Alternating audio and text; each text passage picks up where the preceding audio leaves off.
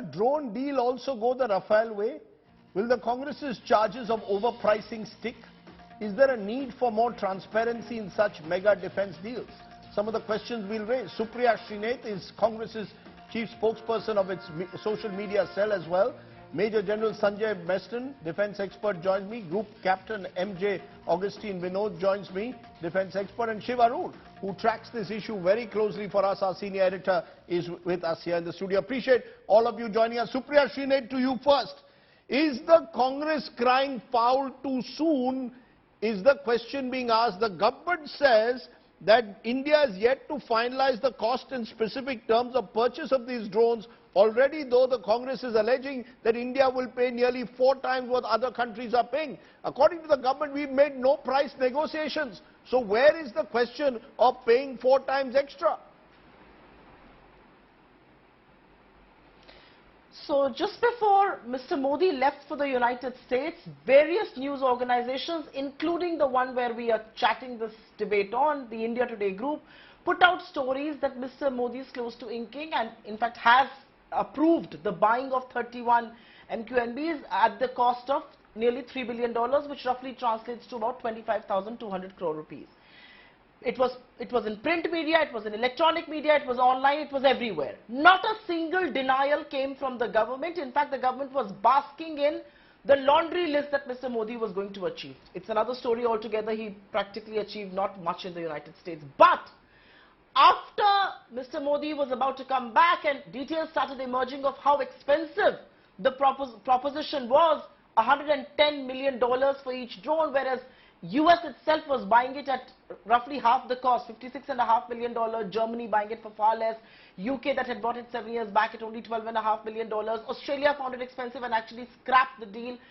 Did the PIB clarification and the defense minister's clarification come? Is this how deals in the country are going to be done? I think that's point number one. No, are you saying you went by a newspaper report? Supriya Srinath, are you saying that the Congress party is going by a newspaper report, not by any official document? No, no. Where is the official document? No, I'm not. And which is says exactly the point 25,000 I'm coming to. So please listen to me. I understand your angst. Let me speak. So my point is that the government can't plant misleading information and then backtrack when they are caught. Because debate started on pricing of these drones, they were caught. But there are some relevant questions. The questions are, why are we not talking about co-developing? This is again assembly. What kind of technology transfer are we talking about? Only 8 to 9%. What about the DRDO's own plan? I mean, the DRDO has spent roughly 1,768 crore rupees. What about its own plan? Has that been shelved? What about the CCS?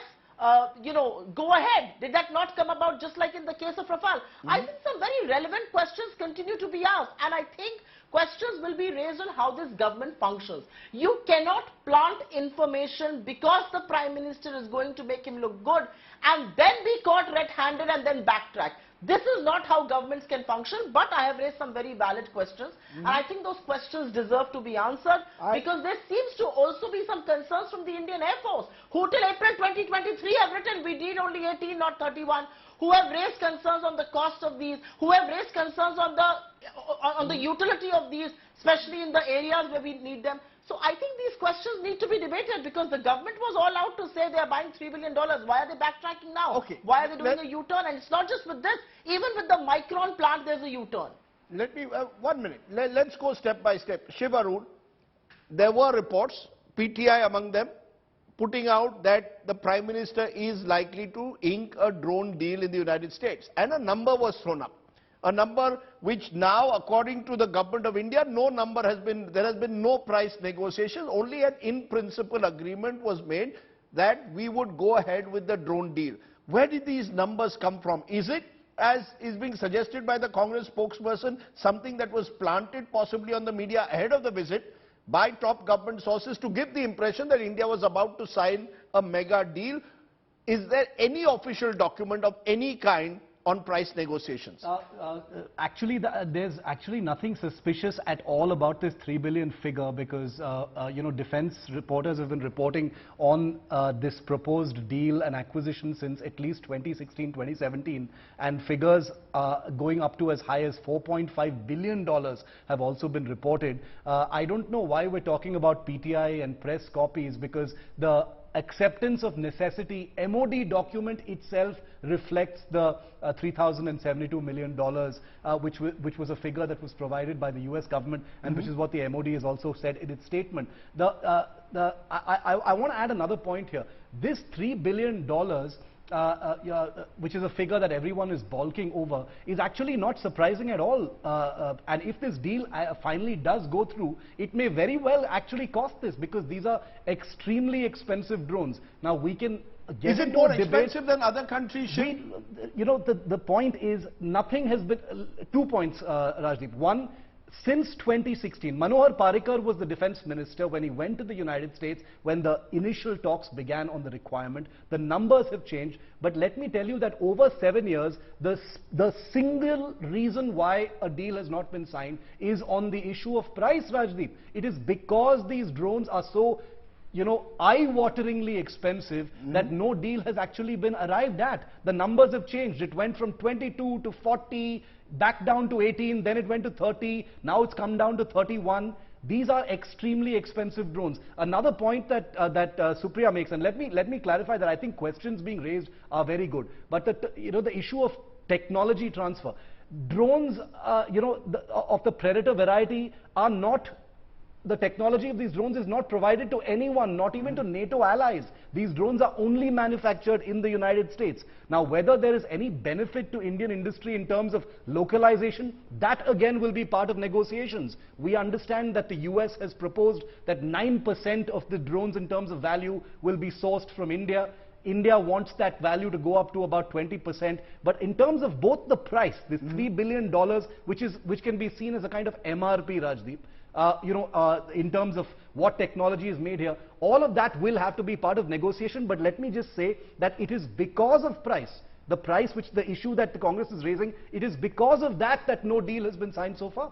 You know, we've got UK 2021, $246 million for 13 drones. So obviously there is a price point that has been achieved with other countries. Will India pay excessively is a question once the price negotiations are complete. You're saying at this stage to talk about price would be premature. Am I correct? Also comparing drone sales between the US and India, a certain number, we don't know what that number is going to be. The US and NATO allies, what kind of package they're providing to them are vastly different. Trying to compare deals simply in terms of a bean count is always going to be a pretty, you know, ill-advised affair because we don't know what those deals contain, Rajdeep. Do they contain weapons? Do they contain lifetime support? Do they contain maintenance? Are there other, you know, other attendant issues? Also remember that as far as India is concerned, it'll have to be from scratch. These aren't just remote controlled aircraft that we're buying. There has to be a huge amount of support infrastructure. I think questions about price definitely need to be asked. Pressure needs to be applied on the government in terms of getting the best possible price. But comparing it with what the UK has or Belgium has or Netherlands has, you know, or NATO countries have, I think it's difficult to do that unless we have the details of what those deals contain. Okay, much of this, of course, shrouded in secrecy and mystery. Group Captain M.J. Augustine Vinod, one of those, we'll come to you, ma'am. One of those question marks is over the number of drones. The initial report suggested, or this was apparently in 2017, it was suggested India needed about 17 to 18. Now the figure we are told has gone up to 31. Is there need for some clarity? Why do we need more drones? Is there enough of transparency, which is why these deals then get caught up like Rafale was in political tangles? Do you believe the government needs to come clean on all these issues? No, absolutely. And for two issues I wanted to clarify, Rajdeep, is I put up a drone, an aeroplane right behind me, and this is not a drone, this is C-130 aeroplane, right, which is right behind me. C-130 first flew, Rajdeep, in 1954, and even today it is being produced. And we bought the latest C-130J, which you are aware. So an airframe, if you look at a drone, it's like a shopping bag. What you put in that shopping bag Because suppose you and I go for shopping, you carry the shopping bag, don't put anything in the bag. The shopping bag is going to cost you only 7 rupees or whatever at the time of checkout. And I put a whole lot of stuff in it. It is going to cost me more. And let's break that down even more.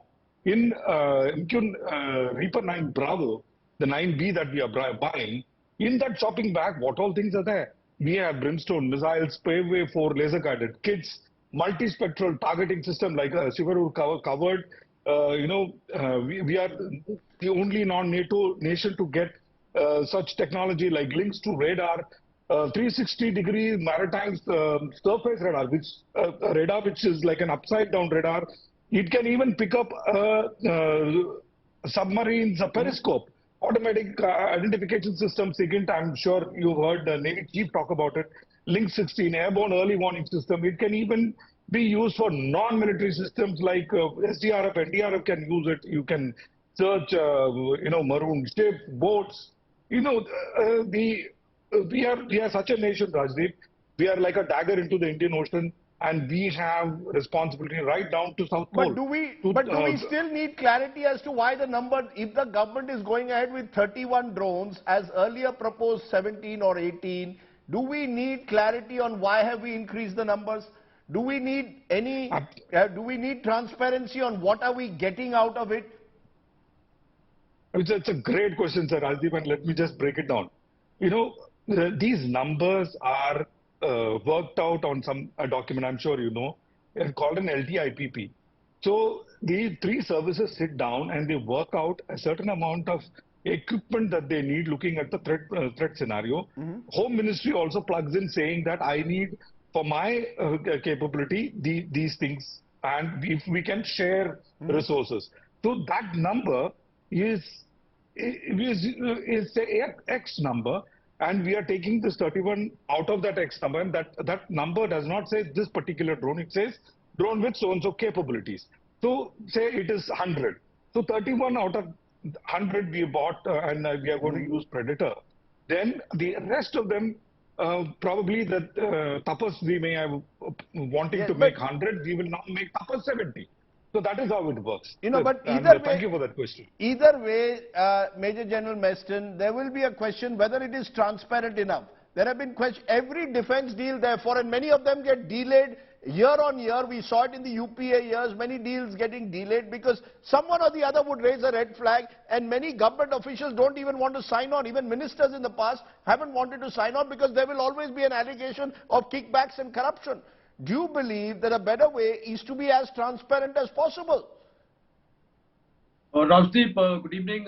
Having served in the Indian Army for such a long time, I am very clear whether it is any government of the day, all the deals are done in a transparent manner, and the entire process starts from the three services. And as on date, we have something known as a CDS. So everything is well coordinated. It is decided among the three services what is the total requirement of drones, how many would go to the Air Force, Navy, and the Army. It is well conceived and well thought of and well planned, and therefore then we give our recommendations to the Defense Ministry, and therefore they also sit down. There are a large number of sittings, and it is evolved. Are you saying there is absolutely no possibility of any kickbacks or overpricing? No, I don't feel there is possibility. And number two, I'll also come on to another thing, the efficacy. I think this is the best drone in the world. Having served in Afghanistan for almost 3 years, I have seen the efficacy of those drones. Last year only, Al-Zawahiri was shot down, precision-oriented by Hellfire missile. He was killed without any collateral damage. As regards ISR is concerned, this is the best drone. And today, the kind of hostile neighbors we have, the threat spectrum is so varied. It is no war, no peace scenario. And therefore, we require large number of drones for our land borders to have a war. Similarly, in the naval domain, we have such a vast area, not only Indian Ocean, which includes Arabian Sea and Bay of Bengal, it is also extending up to Indo-Pacific, in the way Chinese submarines and everything is moving into Indian Ocean. We have to have, when you transplant it... So you're saying part of our preparedness will include, we need these drones. I don't think there's any argument, much like with the Rafale, about whether there is a need. The question is the manner in which the deal is stitched. Supriya Srined, you're hearing defense experts. You've heard them all say we need the drones. they all seem to suggest that you can't decide pricing purely on the basis of the fact that there are 31 drones. We don't know what comes with those drones, what benefits we are getting. It's all at the moment shrouded in secrecy, as many would say. Such defense deals have to be for national security reasons. Is the Congress jumping into this debate in the hope that there will be some smoke out there? No, absolutely not. I think the reason why the Congress is raising the points that it is raising is because Mr. Modi has had a track record to compromise national interests very often to ensure that his own PR machinery keeps working. Give me an example. No, give me an example. I don't think the Congress party give me an example. When you say, ma'am, give me an example. When you say Mr. Modi is compromising national security for optics. I will give you an example. First, I will finish my point. Yes. I will first finish my point and then I will give you an example. You cannot heckle me into breaking my answer. I don't think the Congress party disputes the need for these. I don't think the Congress party questions the efficacy. All that the Congress party is questioning is the pricing, because this pricing was told to us by the government of India before Mr. Modi left. After he came back, the situation has changed. It has suddenly gone into proposal stage. That's point number one. And point number two, I want to make very clearly here is the government also needs to come out and talk about Make in India and Atmanirbharta. What about the DRDO's plans? Wasn't the DRDO developing Tapas BH201, which was supposed to be domestically manufactured? What about that? So you can't talk about Atmanirbharta, Make in India and then completely shelve that project. I think these are very valid questions. No, but these are top-end, high-end drones that are only made in the United States. And while the these are top-end, high-quality drones only made in the United States. While we are not disputing the need for these drones. We are disputing the price that we are willing to pay for this. We are almost paying double the price that the US and other NATO allies pay. I understand it may be at a premium to us, that NATO allies may get cheaper, but double the cost? Is that what we are going to be told? And I also want to point out the question that you raised. While you may have forgotten, and media is free to misreport, the Supreme Court only gave a green chit on the procurement process of Rafale. As far as the deal is concerned, there is a fresh inquiry happening in France that the government of India wants to play oblivious to, and that's the reality. Questions about Rafale continue to be unanswered, no matter what any government here says. Okay, let me leave it there. Let me leave it there. We've heard the politician, we've heard defense experts. Clearly, as I said, most defense deals eventually find themselves into the rough and tumble of politics, which is why they sometimes get inordinately delayed. Could there be more transparency is the question every government really needs to answer when they sign on to such mega deals or make it out to be that these will be game-changing deals. I appreciate all my guests joining me here on the news today.